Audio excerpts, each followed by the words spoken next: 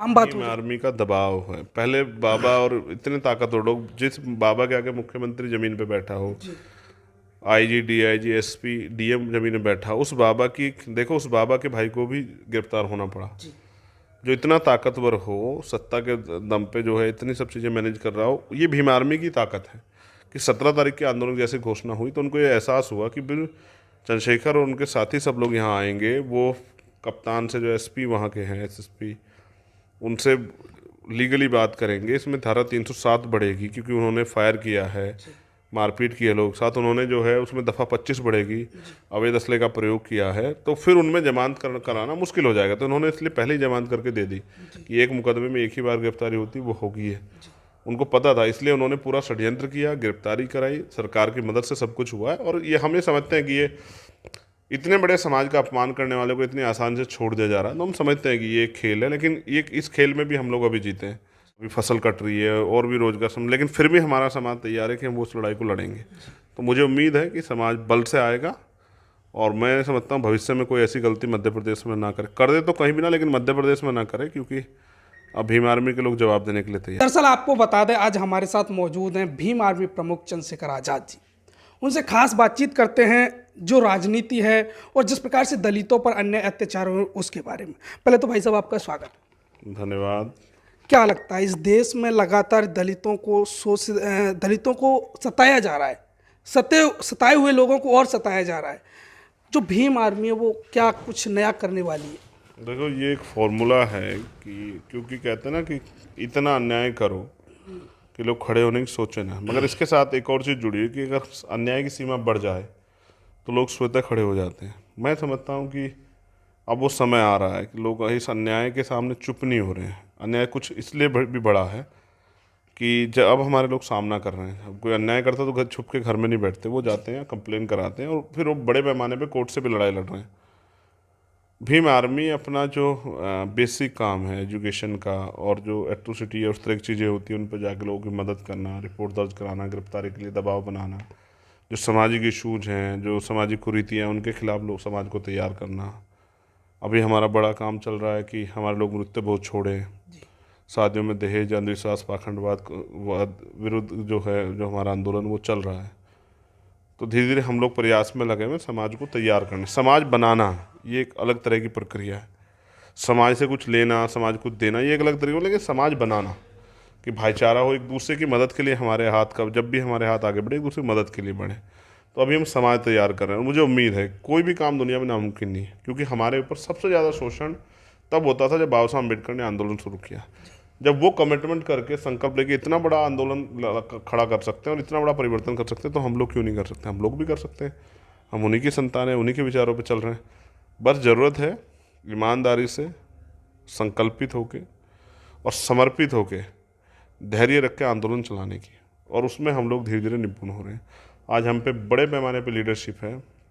मध्य प्रदेश हो, राजस्थान हो, छत्तीसगढ़, उड़ीसा, हिमाचल, उत्तराखंड, पंजाब, हरियाणा, यूपी, दिल्ली, महाराष्ट्र, कर्नाटका, तेलंगाना, आज हम पे सब जगह पे बड़े, बिहार, बड़ी बड़ी ऑर्गेनाइजेशन है, बड़ी बड़ी लीडरशिप है, वो लोग काम कर रहे हैं। धीरे धीरे वो तैयार हो रहे हैं। और एक आने वाला समय कुछ ऐसा है कि आप देखना कि बहुत बड़े पैमाने पे समाज के, इस समाज के सशक्तिकरण के लिए और परिवर्तन के लिए बहुत अच्छे काम होंगे।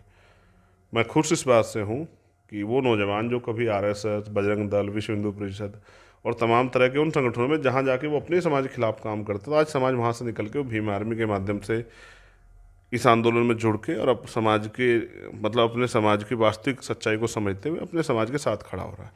ये एक नई पहल है जो शायद ऐतिहासिक है। और अब बड़े पैमाने पर देखना कि आज भीम आर्मी पाठशालाओं के जरिए छोटे छोटे बच्चे तैयार हो रहे हैं विचारधारा पर आधारित, और वो एजुकेशन को एक्सेप्ट कर रहे हैं। पहले हमें लगता, जब मैं छोटा था, कि पिताजी कहते थे पढ़ाई करो, तो हमें लगता था कि पिताजी यार खेलने को क्यों मना करते थे, पढ़ने के लिए कहते रहते हैं।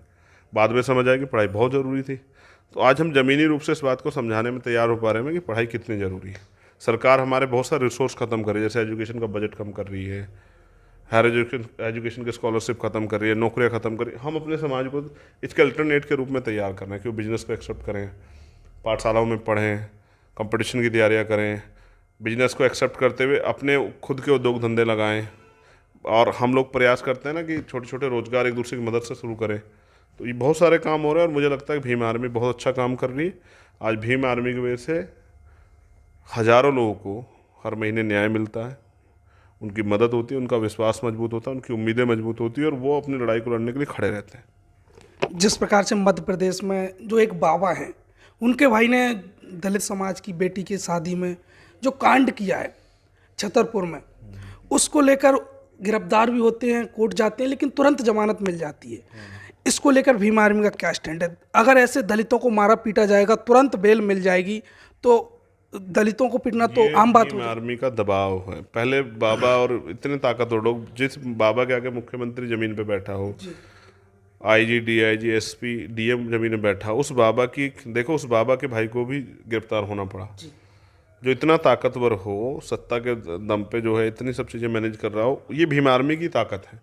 कि 17 तारीख के आंदोलन जैसे घोषणा हुई तो उनको ये एहसास हुआ कि बिल चंद्रशेखर और उनके साथी सब लोग यहाँ आएंगे, वो कप्तान से जो एसपी वहाँ के हैं, एसएसपी, उनसे लीगली बात करेंगे। इसमें धारा 307 बढ़ेगी क्योंकि उन्होंने फायर किया है, मारपीट की है लोग साथ, उन्होंने जो है उसमें दफ़ा 25 बढ़ेगी, अवैध असले का प्रयोग किया है, तो फिर उनमें जमानत कराना मुश्किल हो जाएगा। तो उन्होंने इसलिए पहले ही जमानत करके दे दी कि एक मुकदमे में एक ही बार गिरफ्तारी होती, वो होगी है। उनको पता था, इसलिए उन्होंने पूरा षड्यंत्र किया, गिरफ्तारी कराई, सरकार की मदद से सब कुछ हुआ है। और ये हम ये समझते हैं कि ये इतने बड़े समाज का अपमान करने वाले को इतनी आसान से छोड़ दिया जा रहा है, तो हम समझते हैं कि ये एक खेल है। लेकिन ये इस खेल में भी हम लोग अभी जीते हैं कि जो एक समझते थे कि हमें कोई झुका नहीं सकता और हम कोई भी अपराध करेंगे, हम पे कोई कार्रवाई नहीं, उनको भी जेल जाना पड़ा, उनको वो गिरफ्तार भी और कोर्ट में पेश भी होना पड़ा। लेकिन 17 तारीख में हम लोग छतरपुर जा रहे हैं ये बताने के लिए कि भविष्य में जो घटना आज होगी वो तो समझ आ गई है, लेकिन भविष्य में अगर दोबारा कोई इस तरह की मूर्खता करेगा, अज्ञानता करेगा किसी भी गलतफहमी में, तो उसके अंजाम बहुत अच्छे नहीं होने वाले। अब समाज अपमान सह होने को तैयार नहीं। जिस तरह से उसने हमारी बहनों का, माँओं का, बुजुर्गों का, भाइयों का अपमान किया है, और उन्होंने वो जो उनको एक घमंड है कि वहाँ उनके क्षेत्र में हमारे लोग नहीं जा सकते, अपनी बात नहीं रख सकते, वो चकनाचूर होगा 17 में। जबकि मैं जानता हूँ कि वहाँ बहुत सारी समस्याएं हैं, अभी फसल कट रही है और भी रोजगार लेकिन फिर भी हमारा समाज तैयार है कि हम वो उस लड़ाई को लड़ेंगे। तो मुझे उम्मीद है कि समाज बल से आएगा और मैं समझता हूँ भविष्य में कोई ऐसी गलती मध्य प्रदेश में ना करे। कर दे तो कहीं भी ना, लेकिन मध्य प्रदेश में ना करे, क्योंकि अब भीम आर्मी के लोग जवाब देने के लिए तैयार हैं। तो 17 तारीख को आपका आंदोलन है छतरपुर में, 17 तारीख को। क्या लग रहा है बीजेपी सरकार आपके सामने झुकेगी? जिस प्रकार से मध्य प्रदेश में, भोपाल में आपने ताकत दिखाई, इससे कहीं ना कहीं मध्य प्रदेश की सरकार पर तो फर्क पड़ा। देखो, झुक तो सरकार पहले ही गई, तभी तो बाबा के, उस बाबा जिसके आगे मुख्यमंत्री झुक रहे थे, उस बाबा के भाई को उन्होंने गिरफ्तार कराया। वो अलग बात है कि उन्होंने उसको जेल नहीं भेजा, लेकिन झुकी तो सरकार पहले ही है। अभी तो हम लोग गए भी नहीं है, घोषणा से झुकी है। बेसिकली मैं इसलिए जा रहा हूँ कि समाज अपने अंदर बल पैदा करे और इन अपराधियों के सामने मत झुके, और वो समझे कि उनकी अपनी ताकत को समझे और आगे की लड़ाई लड़ने के लिए तैयार हो, और वो किसी के भरोसे ना रहे, वो अपनी लड़ाई खुद लड़े। वो